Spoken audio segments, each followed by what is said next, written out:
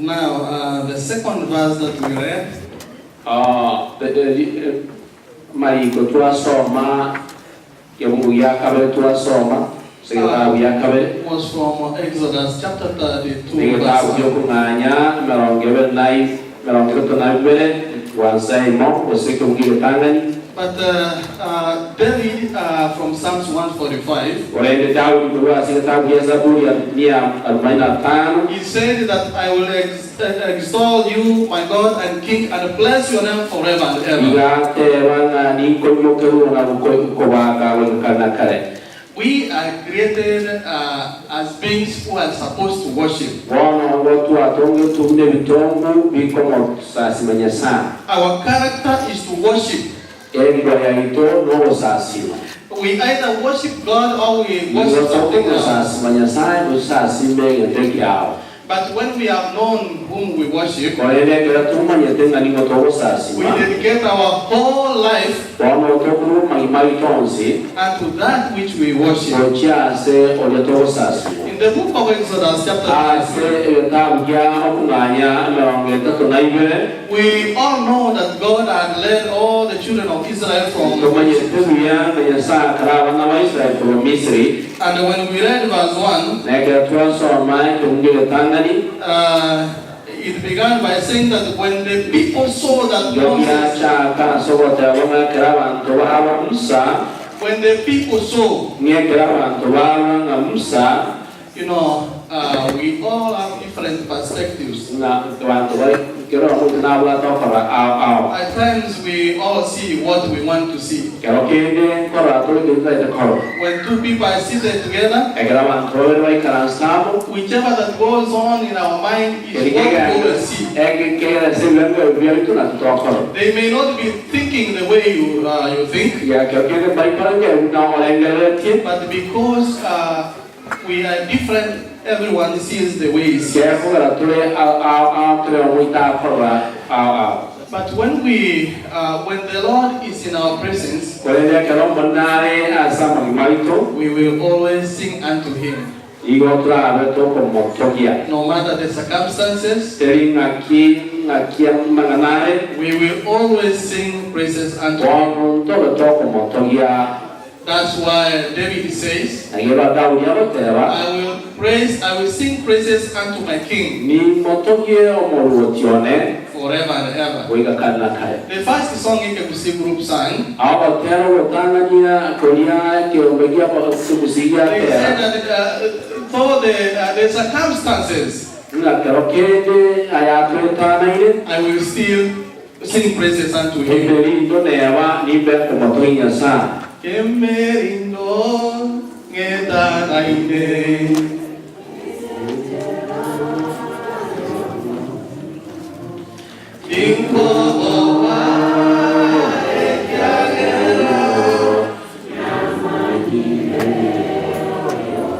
Because I have known who leadeth me. Allow me to say a few words before we welcome another group. There are some things that make people lose the presence of God.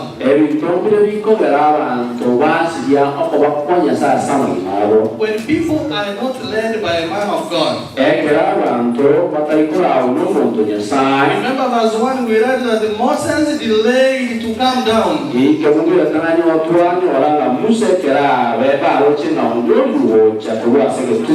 These people now are not being led by the man of God.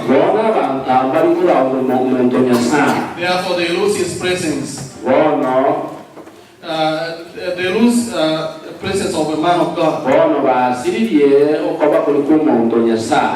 Another thing, when people sought comfort and guidance from other sources, not from God.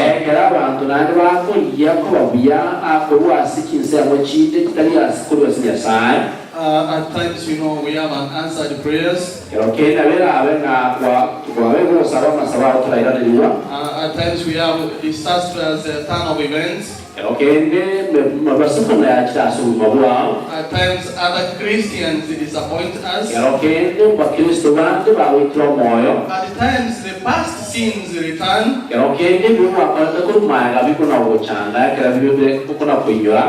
And we also have a corrupt influence of other friends.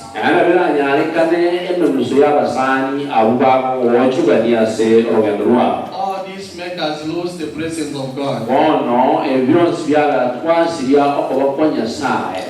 I'm still in verse 1. They saw that Moses had delayed to come down. It is a human character, human behavior, to always see that the Lord or the God has always delayed. Or they say, oh God, we know you answer prayers, but you are delayed. I really wanted to get married, but it is taking too long. Even in the New Testament, Peter says that people say that the Lord's coming as delayed. We always see that the God has always delayed. Therefore, because we are created as beings who must worship,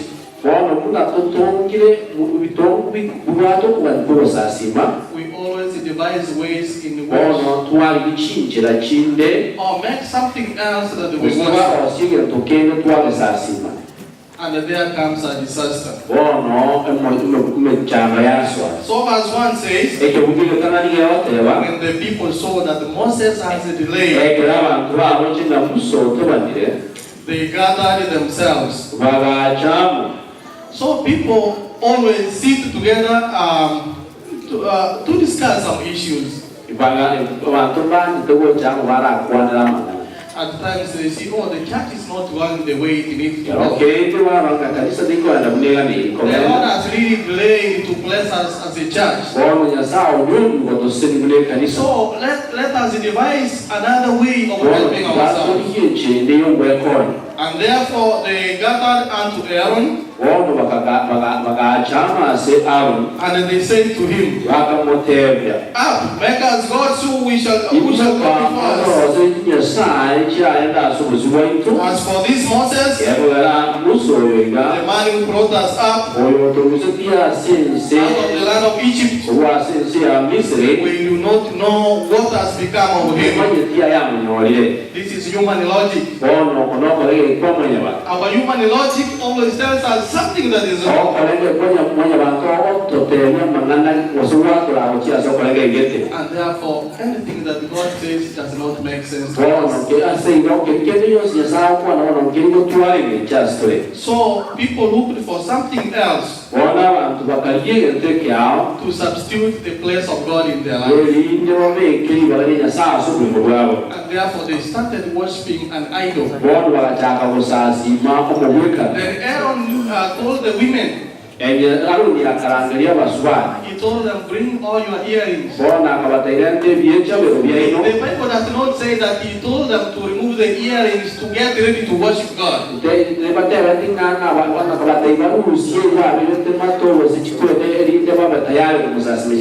So when you see, even in nowadays, even men put those earrings, it's not a new thing. It is something that started long ago. So Aaron told them to collect them. Therefore, he made a golden calf. And he told them, this is your God. This is the God that brought you out of the land. Human logic. They already know that it is God, the Creator, who brought them. They are being diverted to There are so many ways in which our world today will divert our attention.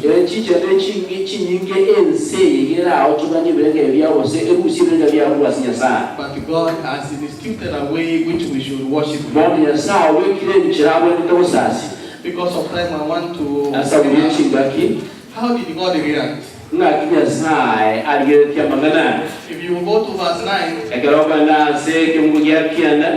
it says that I have seen these people, but indeed they are still naked people. Therefore, God sees them,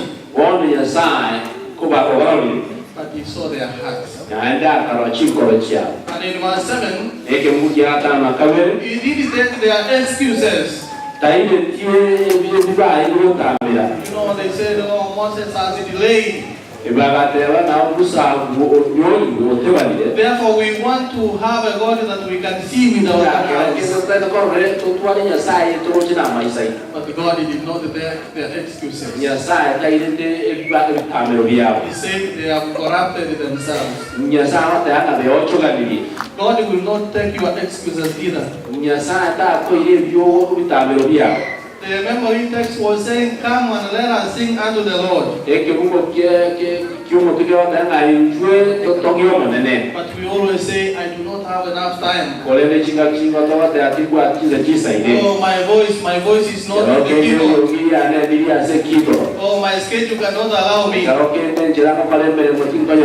God will not take your excuses. If you are not singing for the Lord, you are singing for something else. Yes, they sang praises unto the golden calf instead of praising the Lord. And finally, how did the man of God react? When Moses came down from the mountain, he saw them. They were worshipping a golden calf. He was full of anger. In fact, verse 19 says, when Moses saw the calf, they dancing.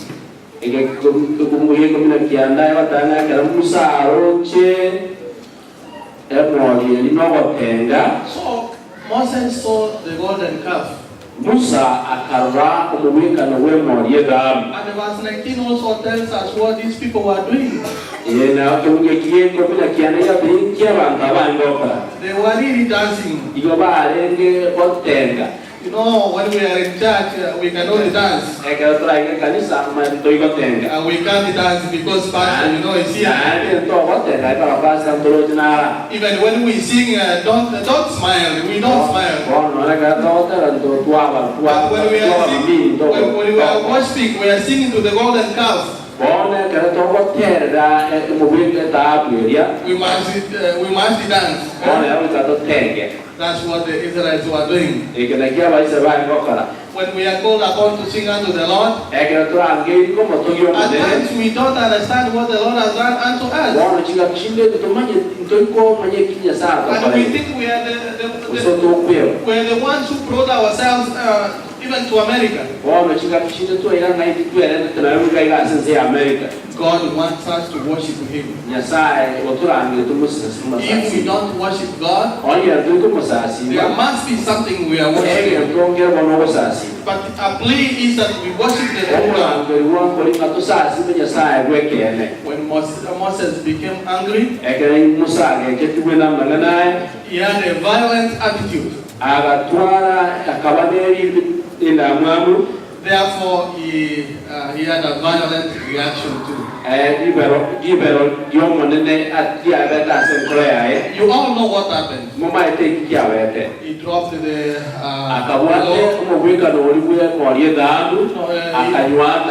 he dropped the tablet of covenant, and they broke. You have all read this story. That is how at times we react. When somebody comes here to sing, at times we have a violent reaction. Oh, why is he singing like that? Is he the only one who can sing here? Why is the choir singing like that? They can't be happy. When somebody comes to sing here, oh, I saw him somewhere yesterday. He's not fit to sing. At times we have a violent reaction. But God saw their hearts. He did not take the excuses. Therefore, in verse 14, God, the Lord repented. That means he changed his mind. And if you see verse 20, Moses then took the golden calf. He ground it into powder and made the people powder. And they made them drink of that powder. So, finally, friends, we have taken our God and put him aside. The God whom we are supposed to worship. The God we should be singing praises unto. And we have molded our various golden cows. Now we worship ourselves. We worship our careers. We worship our physical appearance. We worship. There are so many things we worship in life. And it has really taken a lot of time that we don't have time to worship God. So God is calling us today. As we move out of this place, He is calling us to come and worship Him. We know when we were sick, it's not the medicine that we took that made us whole again. It is not the doctors that made us whole again. It is God's hand that made us whole. It is not the golden calf that brought them from Egypt. It is God, the true God. So if you really have never accepted Jesus Christ, it is a calling that come, let us worship Him. For He has done marvelous works in our lives. Is there anybody here whom the Lord has done nothing in his life? Is there anybody? Oh, there is nobody. All the time. That means God has done something into your life. If you don't have a reason to praise Him, that is enough reason to come and praise Him. Men's choir, come for a song. Chorister. Men's choir.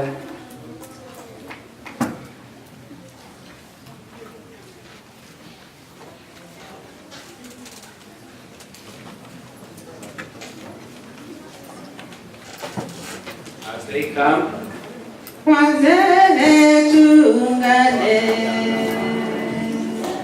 nataka kuikubesi tumalize kazi wazee tungane wazee tungane